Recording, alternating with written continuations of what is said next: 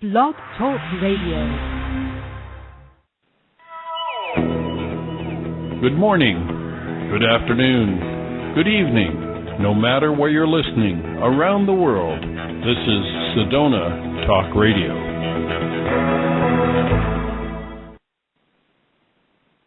Hello and welcome to Intuitive Guidance with Lindsay Marino. Today is April 7th, 2014. Tonight's show is going to be great, another great show tonight. I'm just really excited about it, and I actually had some people send me messages saying how excited they were also to listen to tonight's show. But before I welcome my guest, I just wanted to talk to you about my upcoming event. Most of you listening, when you were listening last week, I let you know about my Chicago event. Those of you who are listening for the first time tonight, I'm going to be doing a mediumship event with two other amazing mediums that are also certified by Lisa Williams. And we are doing an event on April 12th in Chicago. So we're going to actually be right at the Sheraton Suites near O'Hare Airport, and the event will be 2 to 4. So if you or anyone you know are in the area and you've lost a loved one and you want to come and be an audience member and possibly receive a reading, definitely come to the show. Or even if you just want to attend, it's so healing to even be in the room and listen to other people. And it's going to be pretty amazing. I'm really excited about it. And I actually have some other events that I'm planning to have. We actually have a smaller event in the Tampa Bay area, which is May 17th. I'm going to be doing an event at Serenity Now, and it's a spiritual bookstore, and it has amazing energy in it, and I've done an event there before. It's going to be from 6 o'clock to 7:30, and this one's going to be a smaller event, so only a few people will be able to join this event for readings, messages from heaven. But the one that's in Chicago will have more spots available for you guys to come in and get tickets. If you're interested in buying tickets, I actually posted something up on my Facebook page for the Chicago event, and it's actually called The Day with Loved Ones. So if you put that in Eventbrite, you can pull it up and just order tickets online. So it's going to be great. It's going to be so much fun. And tonight we actually have an amazing guest. He is the author of Dancing on a Stamp. And this book is the journey with Garnet in his life. He experienced something amazing that really changed his life. So I'm just going to read you a little bit of information about Garnet. And Garnet Schulhauser practiced corporate law with two large law firms in Canada for 34 years before retiring to Vancouver Island in 2008, where he now lives with his wife, Kathy, and his little dog, Abby. And he grew up on a small farm and attended law school before moving to Calgary to begin his legal career. In his spare time, he enjoys golfing, kayaking, and long hikes in the forest with Abby. He takes great delight in family gatherings with his two sons, Blake and Colin, and their partners, Lauren and Burgess, and granddaughter, Camira. Garnet's life changed dramatically one day in 2007 when he was confronted on the street by a homeless man named Albert. Over the next few years, he had a series of conversations with Albert, who actually was a wise spirit in disguise, who disclosed startling new truths about life, death, the afterlife, and God. Albert answered all of life's big questions about who we are, our purpose for being on earth, and what happens to us after we die.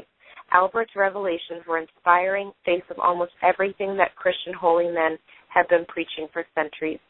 He wrote Dancing on a Stamp so that these revelations would be available for everyone. So I'm really happy to welcome Garnet to the show. Welcome, Garnet. Hi, Lindsay. How are you? I'm great. This story is amazing to me.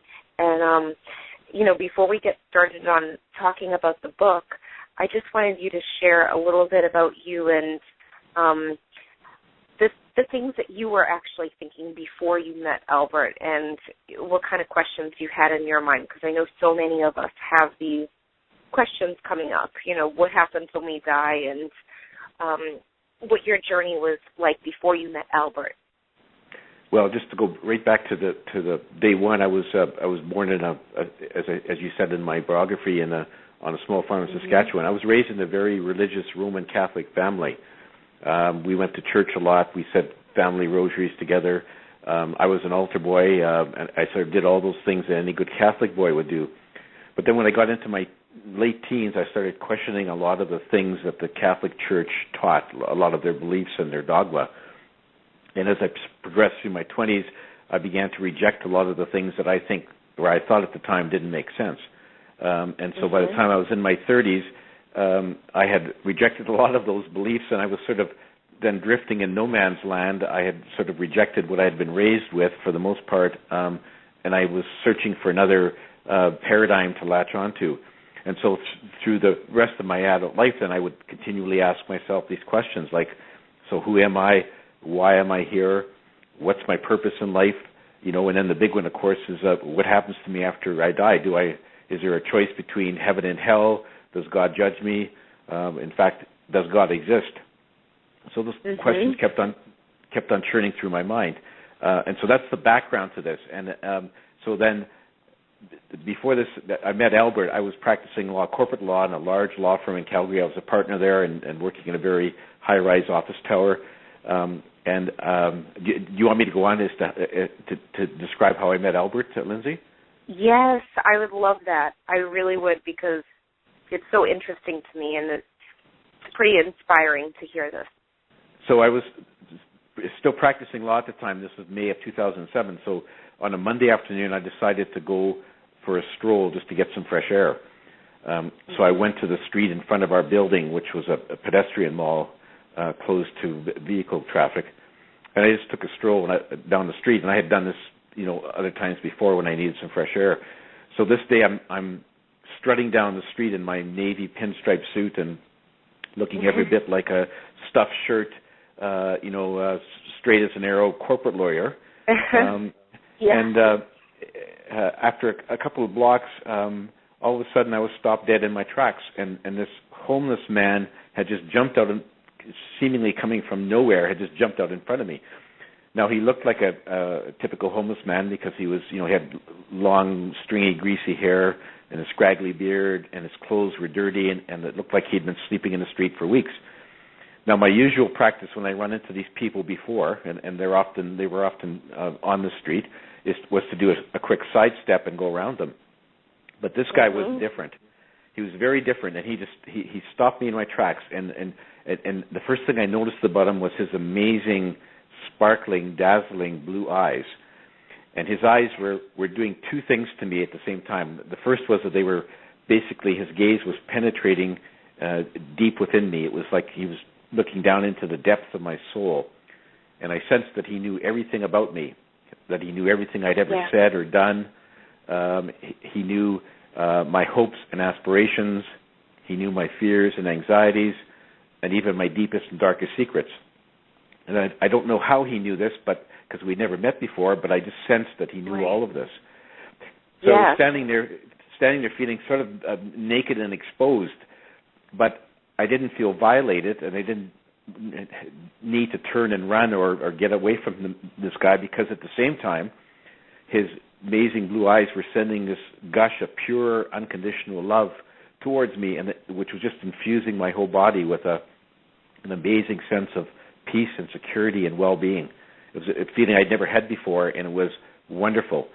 And so I stood there. I think it was like I was transfixed, like in a time warp. Had no idea how long I stood there, and to be honest, I could have stood there forever. It didn't matter, because it's such a wonderful feeling.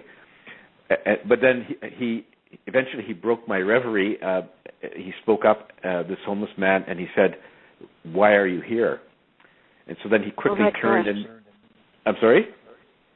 I'm listening to the story. I'm sorry. I'm thinking it. I'm talking out loud of what I'm thinking. I'm just thinking, oh my gosh, how do you answer that question? Well, I didn't know how to answer it, and as soon as he said it, he disappeared into a nearby store. So I was still stunned for a few seconds, and when I finally collected my wits, I decided I should go find the guy.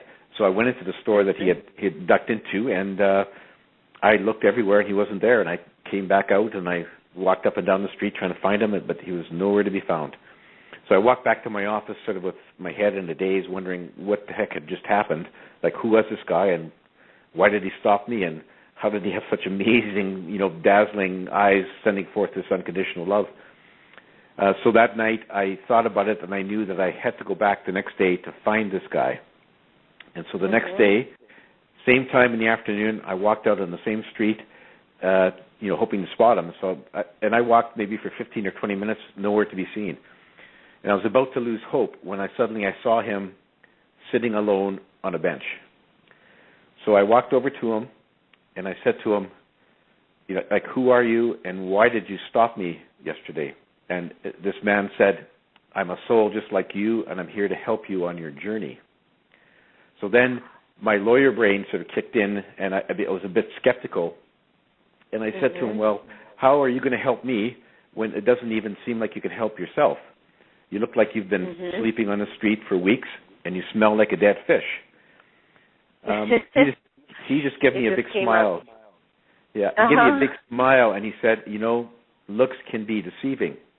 He said, you look like you're a very successful corporate lawyer with everything under control, but we both know that's just a facade. He said, you can just turn around and go back to your office and see if you can find the answers you've been seeking in all those emails waiting on your computer, or you can sit down and talk with me. What do you have to lose? And my intuition then kicked in, and I thought, what do I have to lose? The worst thing is I can waste a half an hour with this guy, and the best thing is I might find out something that's really amazing. So I sat down and talked with him. I found out during the conversation that his name was Albert, and early on he told me that he was actually one of my spirit guides in disguise. And he also told me later that I was the only person who could actually see him in the flesh. I could see him and touch him actually, but he said nobody else could. And had somebody else, had the people walking by the bench that day when we were sitting there, to them it would have seemed like I was sitting there by myself, talking to myself, because nobody else could see him. Oh my gosh! Yeah. So he appeared to me in physical form just one more time after that, and then after that he didn't bother showing up as the homeless man. He just was a voice in my head, and we communicated by telepathy. And we had a series of conversations for several months after that and he answered all my questions and all my big questions and all the other questions that arose from that, and it was really quite an amazing conversation. So before you actually met him, were you open to, did you know what a spirit guide was? Were you open to hearing about that? Yeah, I had read a lot of books on spirituality when I was sort of casting about for some new belief system to latch onto. So I generally sort of knew about spirit guides, although I had never met mine or had never communicated with them. And so when he said he was my spirit guide, I more or less sort of knew what he was. He was somebody from the other side who had come to speak to me. And so, yeah, I was fairly open. I mean, it was hard not to be open to this man because he was so he was so wise, and he spoke so convincingly, and he gave me such a great sense of comfort when he spoke to me that I felt like, well, I'm in great hands, and this guy is for real, and what he's telling me is the truth. So it was a very comforting sort of experience.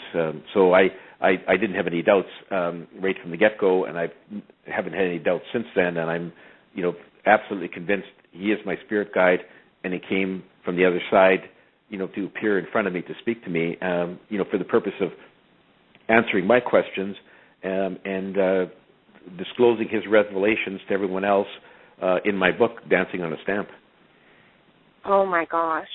Now, I have one more question before you share, some of the questions that he answered, too, because I'm so intrigued by this.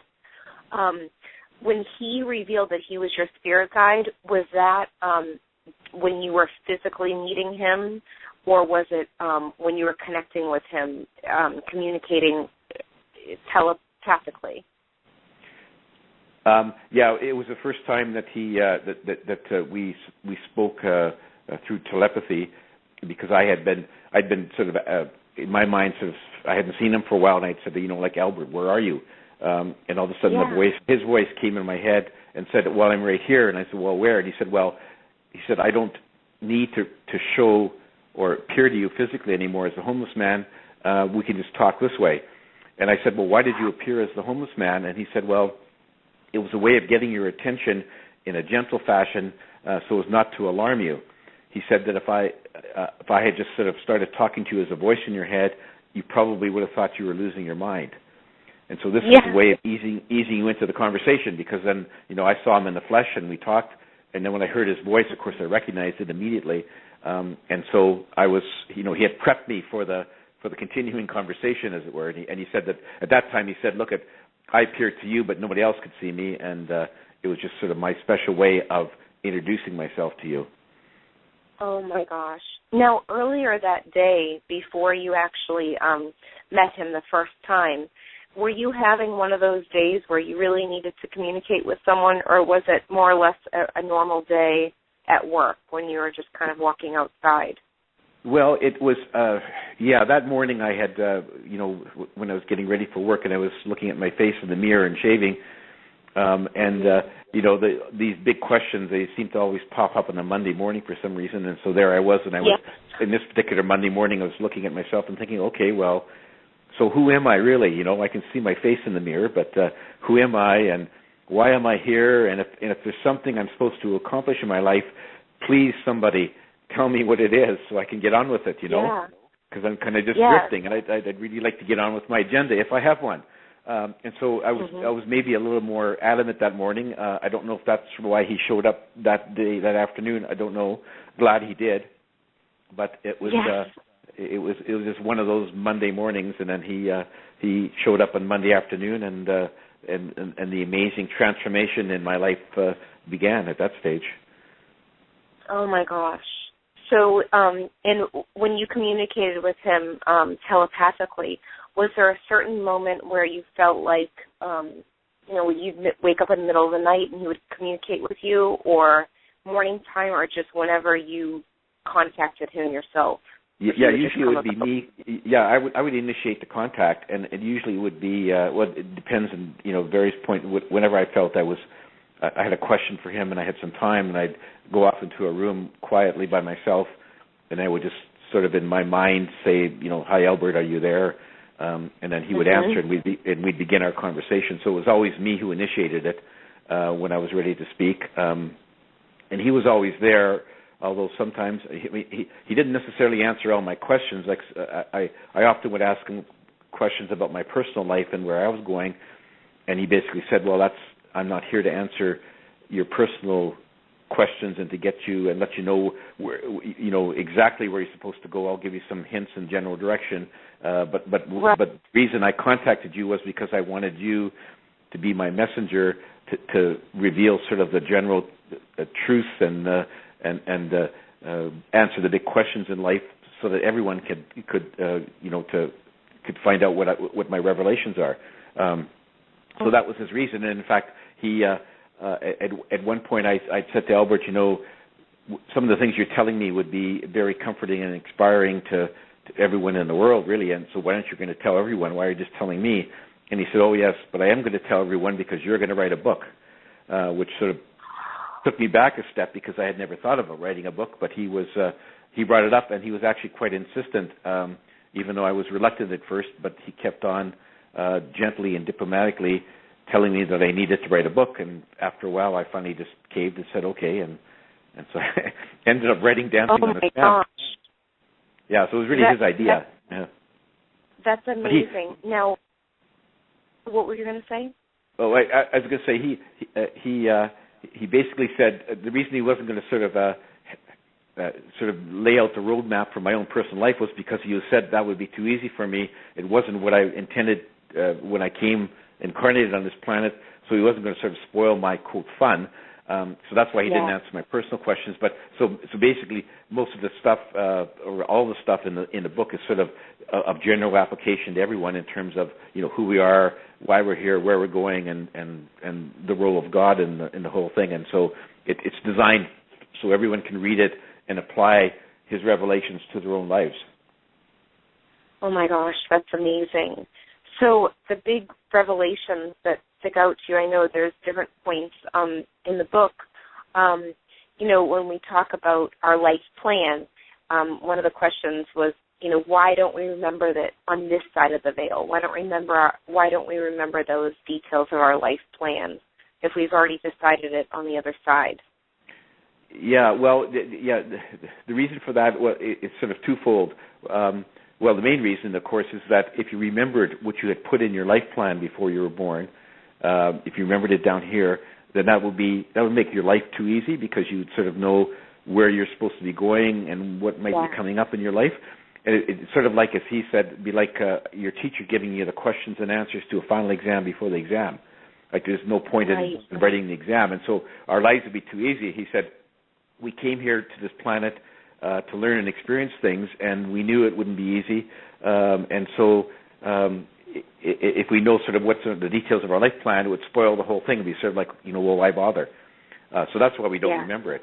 And so we don't remember the details in our life plan, and we don't remember our previous lives on Earth either, because that would be too much of a burden for us. Like, I mean, if you lived 100 lives, say, and you had to, in vivid memory, you remembered all the awful things that you had done or the things that were done to you, it would be a heck of a burden, and so it would really interfere with your life here too much. So you don't remember that either. So when you incarnate here, you pass through the veil of forgetfulness, and you don't remember that you had a life plan or what's in it, obviously. And so you have to sort of find your way, on your journey on Earth as best you can. And of course, because we don't remember what's in our life plan, and because we have free will to make decisions on Earth, most of the time we will stray off course from time to time, sometimes way far off, which is just part of life on Earth. Right. The good news is that no matter where you go, no matter how many wrong turns you take, I mean, you can't go wrong or become lost, because all souls always end up back on the spirit side after our physical bodies die. So, if you missed some lessons or didn't learn some of the things you wanted to in this life, you can come back as many times as you want until you get it right. I love that. And I actually, when we say that, it reminds me of something that I had talked with about to a client. It's almost like we use a GPS, and sometimes when you keep on going the wrong way, that the GPS tells you to go one way and you go another way, it keeps detouring you, and it might take longer, but you always end up at the destination, right? So it reminds me of that. And that's actually a very good analogy, Lindsay. Yeah, for some reason it came up during a reading. I was being told this when I was giving the information, and it stuck with me. Sometimes when I give readings to other people, it helps me too, because it's absolutely not coming from me; it's coming from something else. Yeah, actually, that's a very good analogy, because part of the regime and the scheme of life on Earth is that you have this life plan which you don't remember, but you do have spirit guides. Everyone has spirit guides who are there as your coaches, and your spirit guides are constantly sending you messages, trying to coax you to take the right path, which is the one you had intended.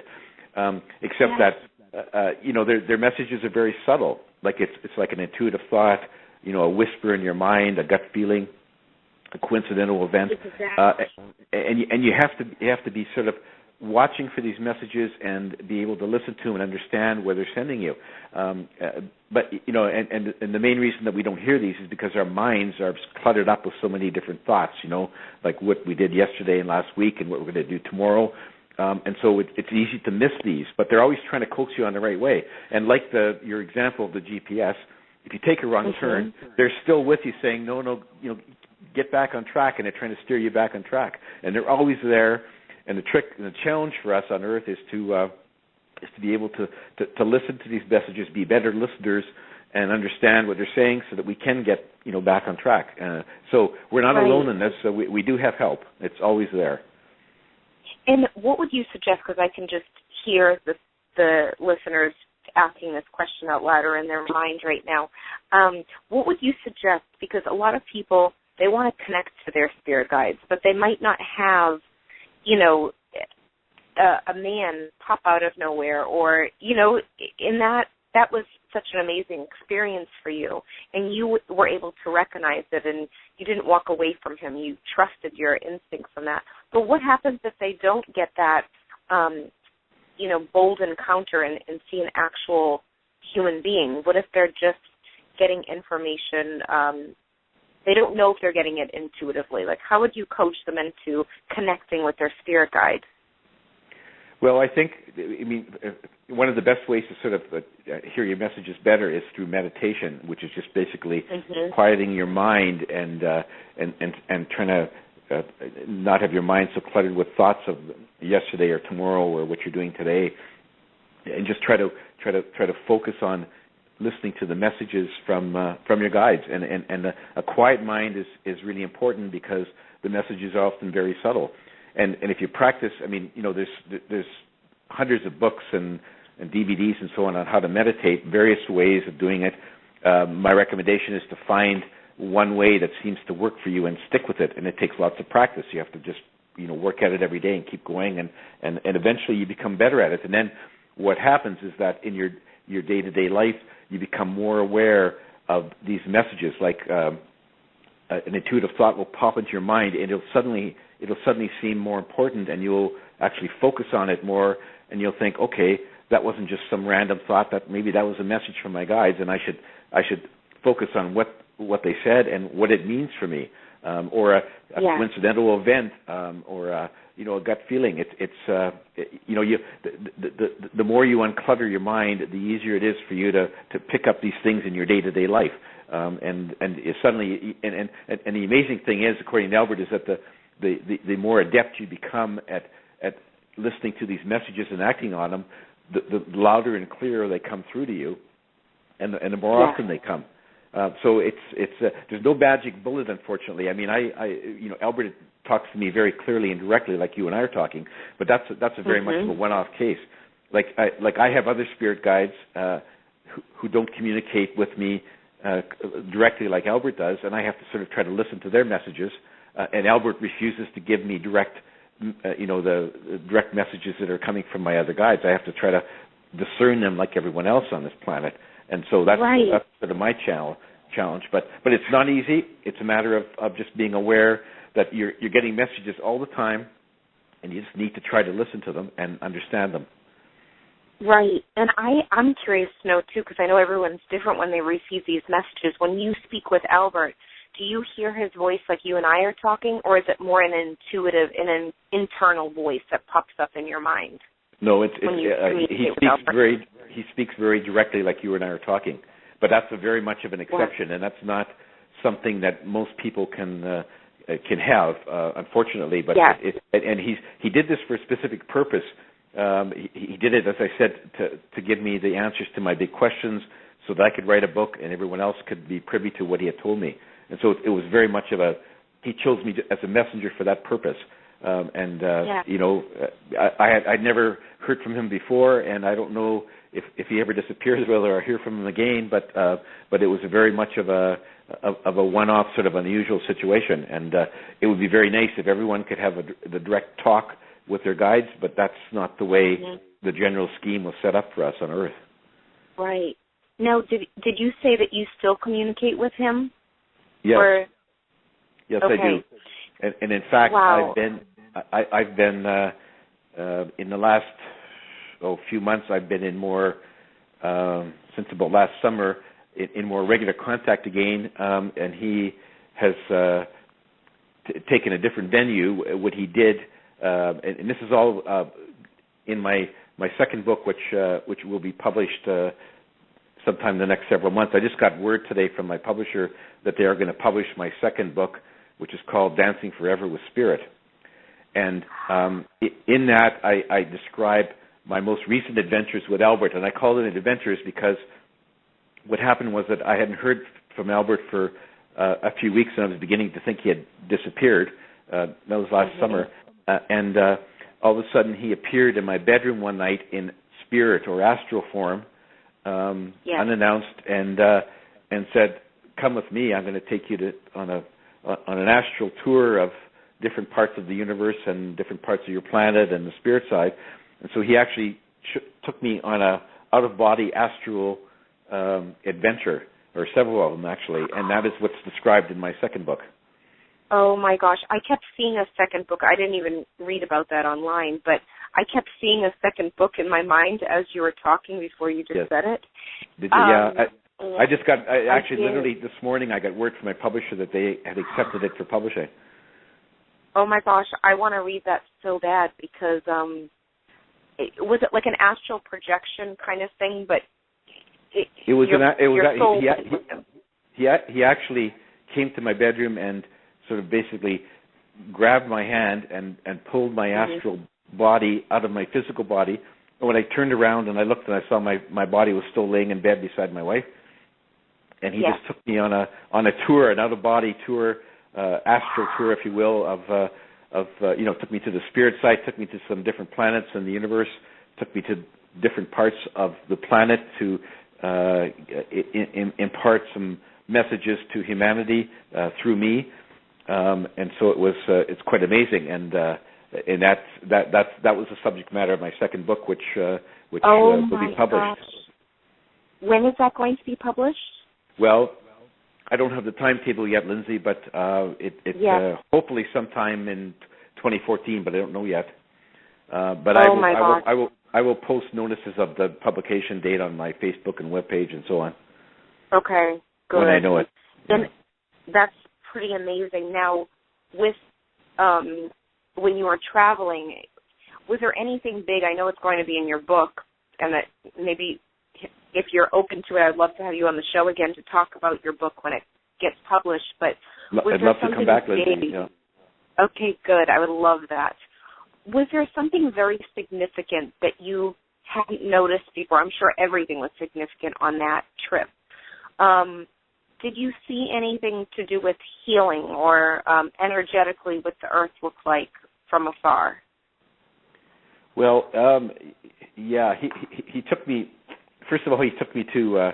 I don't want to disclose too much here, but generally, he took me to some to various parts of the earth, and the first thing he wanted to tell us was that look at this is what humanity is doing in a sense of abusing the other creatures on the planet and Mother Earth herself and other humans, and he wanted to show me sort of the bad side of humanity, and then he took me to up through another dimension to visit what people call the New Earth in a higher vibration rate, where one of our human civilizations from long ago had actually made the shift, the transition up the vibratory scale ladder, if you will, into this new Earth where negative emotions don't exist and everyone lives in peace and harmony. And he basically said, humanity can either sort of make the shift up the vibration ladder and come to the new Earth, or if we're not careful, we can destroy everything on this planet, And it was sort of like a call to arms for humanity to really understand what all the bad things that could happen if we don't discard our negative emotions and stop abusing, each other and the animals and the planet, the environment.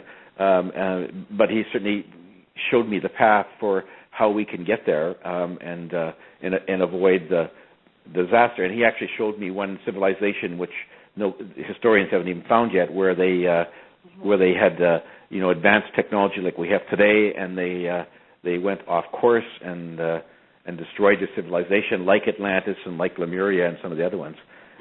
So those were sort of very fast. And he took me to a couple different planets in the universe and to talk to their life forms, and a visit to the spirit side where we all came from, which was just absolutely amazing. And anyway.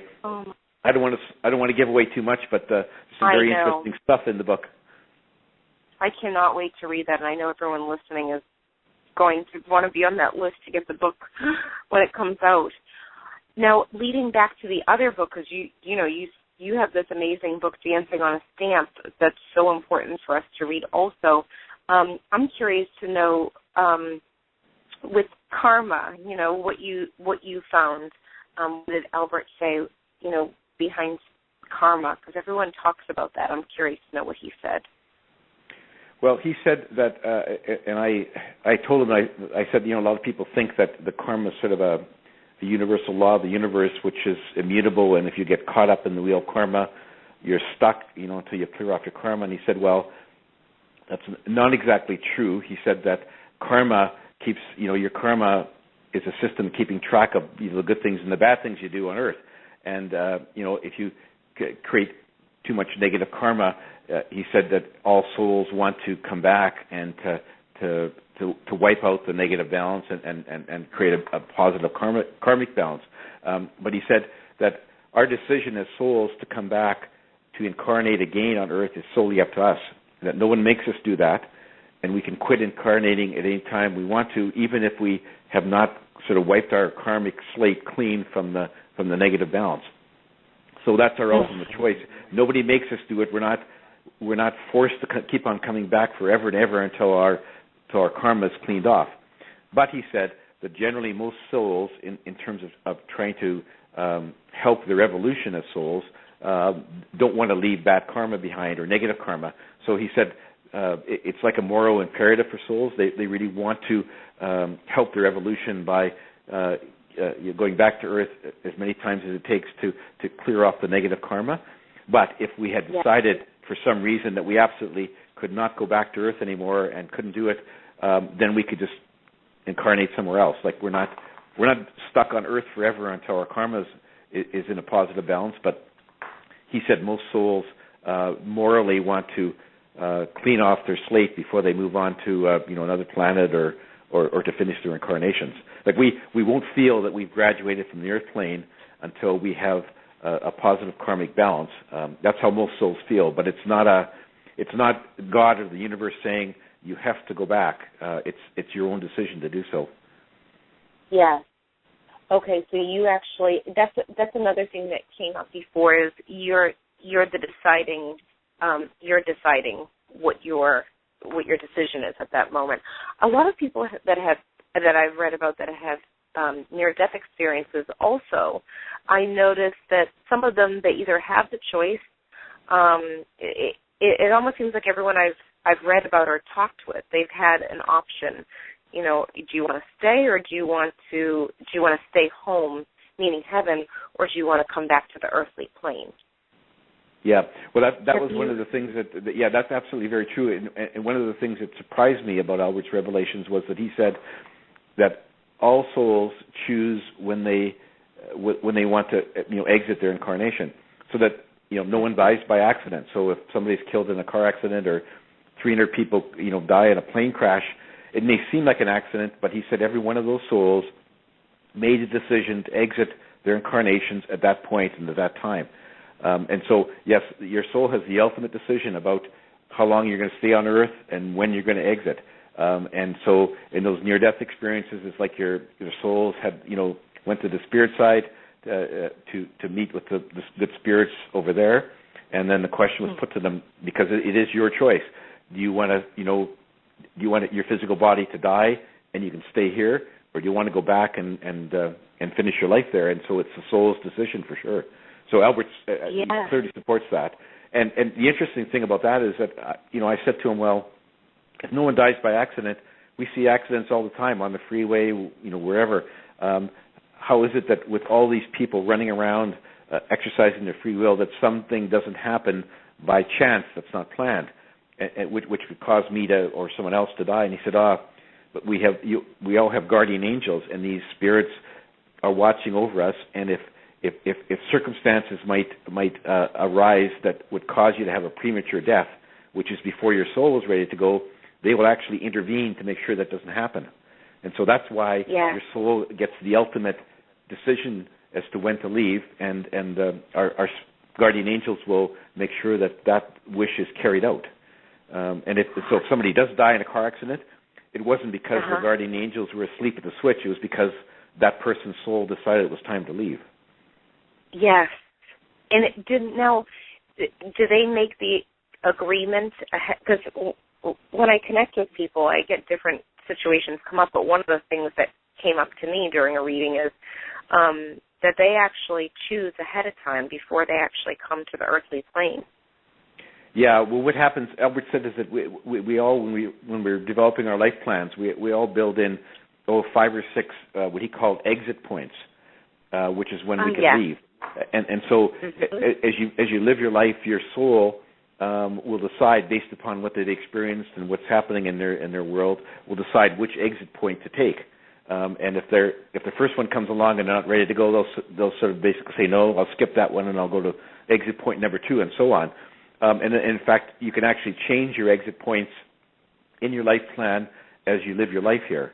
So it's not etched in stone. You set out a few points before you're born, but you can change those as you go, depending on what you've experienced or what you want to do, or whether or not you're just totally frustrated with your life and you want to get the heck out of there and go back and regroup. It's really your decision as a soul. So it doesn't necessarily have to be exit points within like months. It could be 20 years. Oh, absolutely. Is that what you found? Yeah, the exit points could be at any point during your life. But if as I say, if your soul wants to change those because of the circumstances, the soul can amend them or create new ones and cancel old ones. It's all part of the soul's sort of ongoing assessment of its life. And every I think as I said in my book, every night when we sleep, our souls actually leave our physical bodies temporarily and go back to the spirit side, and there they consult with their guides and maybe the wise ones and other people about what's happening. And at that time, if they feel like they should change something in their life plan or change an exit point, they will do so. And we don't remember these excursions, but we all have them.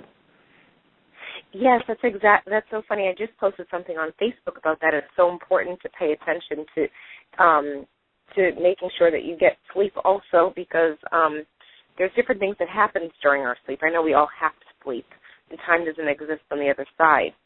But it does seem like a lot of things happen when we are sleeping, and sometimes we wake up with answers, and it comes from our guides, and we don't understand why. We go to bed thinking about a problem, and then we wake up and all of a sudden an idea pops in our mind, and we think that it just came to us. But really, I do feel that it's brought to us from our guides or angels.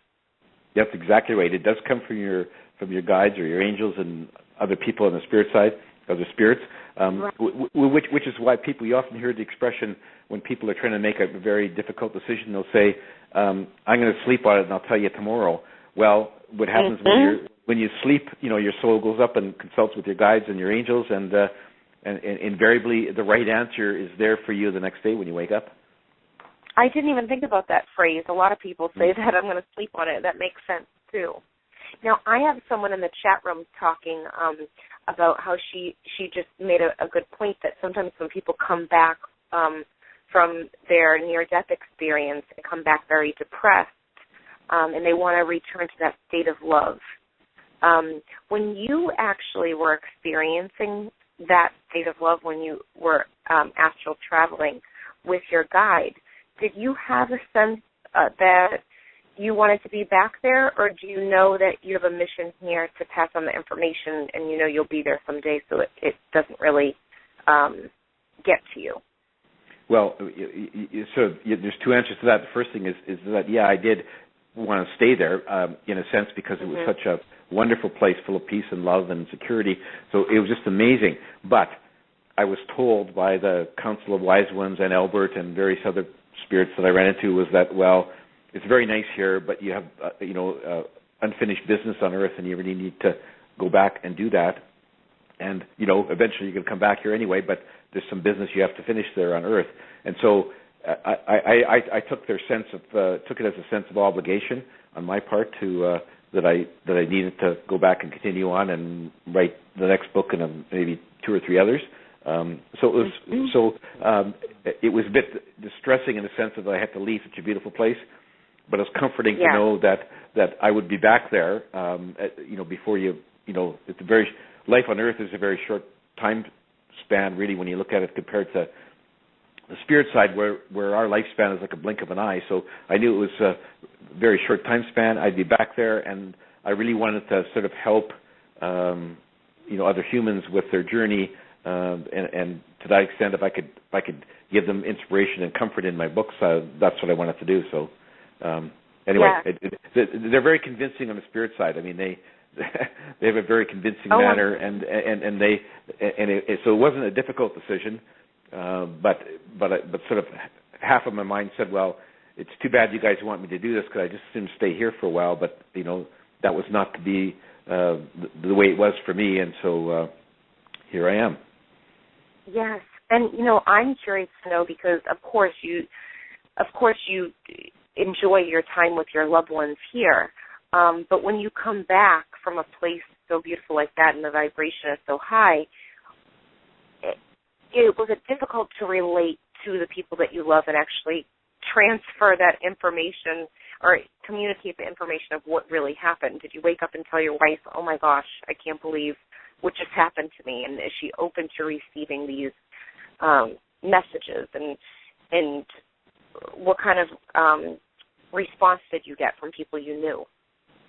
Well, I didn't go into great detail with my loved ones about what had happened. I just basically said, that I was in communication with Albert, and I was writing another book, and they were very accepting, just like they were with the first book. They were very supportive of what I had described and what I had said, and they all sort of said, well, go ahead and write your book. We're dying to dive into the details, but we know that you have to write it, and that's the way we want to learn it. So I didn't go into great depth, but just sort of generally, and for them it was go for it, Dad.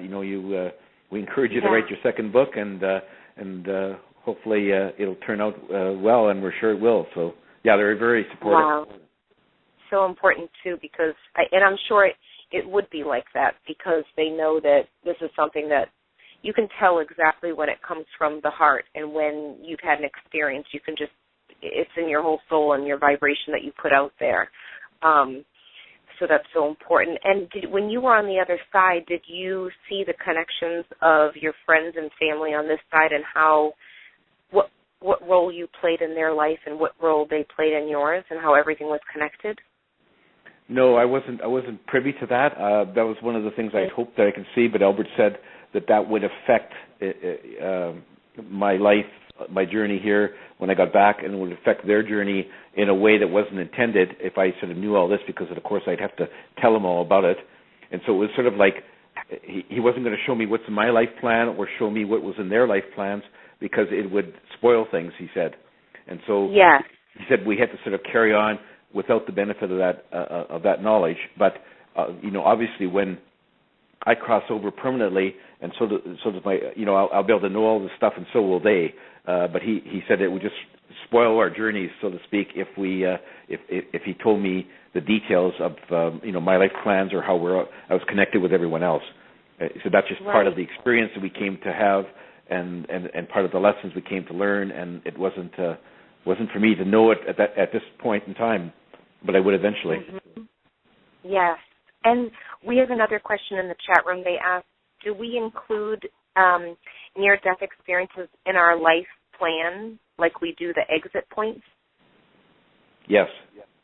Yeah, for the most part we do, yeah. Well, and when you're talking to me, I'm so curious. I asked another guest a while ago because he was channeling someone. When we're talking, do you have Albert in your ear telling you different information to talk about on your interviews or during this process? No, actually, and I asked him about that before my first radio show, if he would be sort of there to coach me, and he said no, I would, if I was talking to you, it would be distracting, and besides that, this is an experience you have to have, which is being able to respond to the questions and describe my revelations, and that's something that you need to do. And if I'm just dictating what you're to say in your ear, it wouldn't be the same experience. So no, he doesn't. Yes. I'm on my own. Yes. Now, is he someone? The spirit guide, Albert? Did he tell you that he's going to be with you he's been with you from the day that you were born until the day that you cross over, and he'll see you then? Or are there certain phases that you have spirit guides in your life? Our spirit guides do change in the different stages of our life, depending on sort of what our needs are and what we want.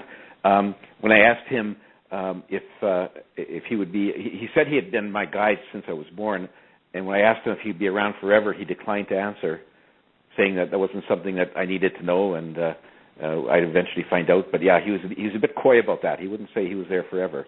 But I will always have spirit guides, and so if he makes an exit because it's appropriate at some point in my life, someone else will come in and take his place. So I'm not too concerned about that. I mean, it'd be wonderful if I could talk to Albert directly for the rest of my life, but I have this feeling that probably is not going to be the case, and that when he's finished giving me the messages that he wants me to write about, that he may well make his exit. But I know that when I cross over, I'll meet him again anyway. Yes. And when you, since this experience, have you been, I can't even imagine it not happening, but have you begun to be more in tune, pay attention? Obviously, you have to pay your attention to your intuition during this process, but have you noticed that you actually either see things energetically that you hadn't seen before, and I know you've seen him, or, you've had moments with healing within yourself, and sort of like your vibration is so high that you're experiencing different feelings and emotions? Yeah, I mean, it's been a major change in my life, and it was such a profound effect on me, Lindsay, that I was when I met Albert, I was still practicing law, and I basically retired a year later just because the practice of law seemed so irrelevant compared to what I had just gone through, and I knew I had to focus on sort of my new path in life, which Albert had introduced me to, and so I look at a lot of things very differently. I look at other people, homeless people on the street, much differently. I look at animals differently. I think about our relationship with Mother Earth much differently. I just think generally about everything, and because I sort of know why I'm here on Earth, even though I don't know the details, and I know where I'm going, and that's very comforting. And I am better at listening to the messages from my other spirit guides. I'm not sort of perfect, but I certainly am more in tune to it. And when sometimes, when a thought pops into my mind, I recognize now that wasn't coming from me; it was coming from one of my guides.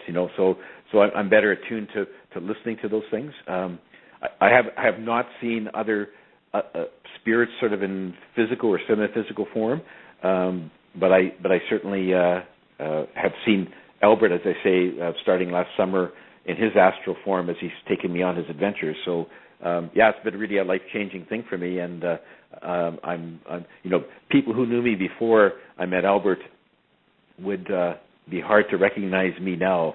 It's been quite a change.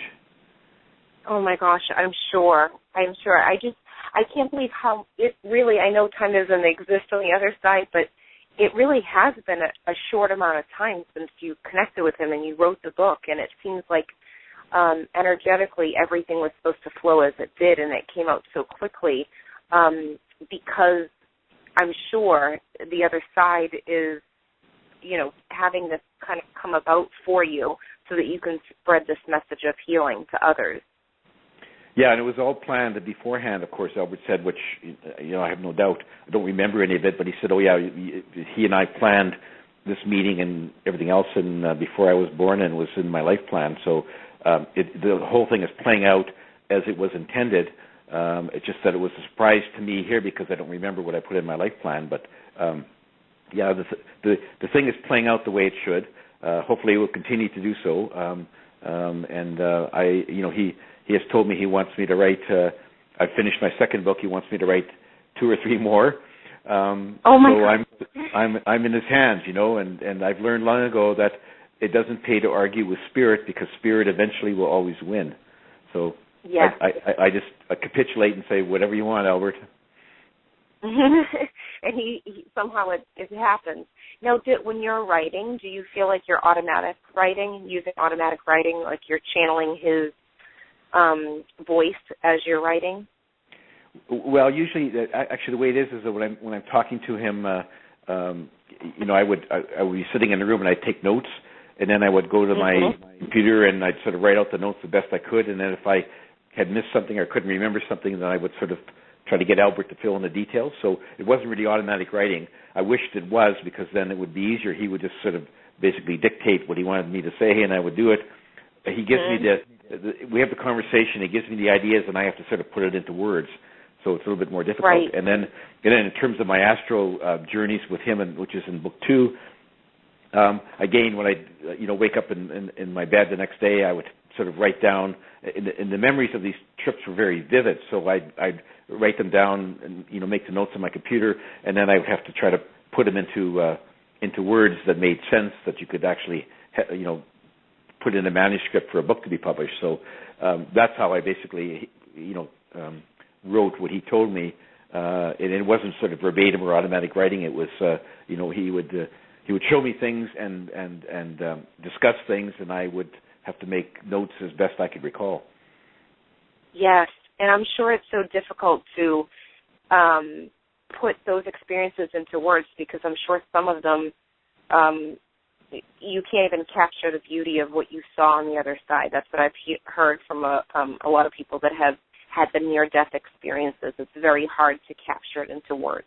Oh, yeah, absolutely. That was one of the challenges, is that it's some of the beauty and the wonders of the spirit side, the other side, are almost indescribable in terms of our human language. So you could sort of try to write right away for a couple of years, and you would never keep on rewriting it. You never get it right, and so you have to sort of just bite the bullet and say, well, I'll describe it as best I can, knowing that it's going to fall well short of what it actually looks like and what it actually is.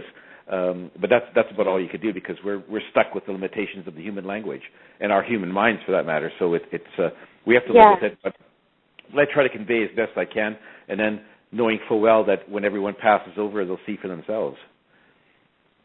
And that's the beauty of everything, because a lot of people listening, some of them are just opening up to the spiritual realm and knowing that we have something on the other side. It's not just this. This is just a tiny piece of this huge, this is just one realm that we're experiencing. So it's beautiful on the other side also. Yeah, this is just a tiny piece of the whole picture. And no matter what happens here on Earth, no matter what you do, you always end up back into the wonderful, beautiful place called the spirit side, or the other side, or heaven. And it's a wonderful place, and everyone goes back there no matter what you do. There's no punishment after death. There's no judgment. Everyone goes there, and when you look back on it, this will just be a very tiny piece of your evolution as a soul. Yes. Well, I loved having you on the show. I could ask you 50 million other questions, but I'm going to save that for the next time you come on the show, and I'm really excited about this book, Dancing on a Stamp, which is amazing, and then also your new book when that comes out, and we definitely want to keep in contact with you. So can you tell us where we can go to get more information to buy your book, Dancing on a Stamp, and also keep up to date with what's going on with you? Yeah, there are buy links for my book, Dancing on a Stamp, on my website, which is dancingonastamp.com. And there's buy links to all the various online stores. Some bricks and mortar stores carry it. If your favorite store does not, they can certainly order it for you. So on my website, there's also links to my Facebook page, where I'll be providing updates as well in terms of Dancing on a Stamp and my new book, Dancing Forever with Spirit, in terms of when it comes out. But the main access point is my website. And if anybody has a question or a comment about tonight's show, I welcome emails, and the email is contact@dancingonastamp.com, and that's also listed on my website. So I'd love to hear from whoever wants to send me an email. Thank you so much. Thank you so much for coming on the show. It was great talking with you, and I'll definitely be in touch. Well, thank you, Lindsay. Thank you so much for inviting me. You've been a wonderful host, and I would dearly love to be on your show again, maybe when my second book is out. That sounds great. I'll be in touch with you. I'll talk with you soon. Good night, Garnet. Good night. Thank you. Good night. And thank you so much for everyone that's listening. I hope you have a great week filled with love and light. And definitely send us some messages if you're interested in contacting Garnet. Send him an email, and definitely buy his book. Thank you so much, everyone. Good night, and tune in next Monday at 8 p.m. to 9 p.m. Eastern Standard Time. Good night.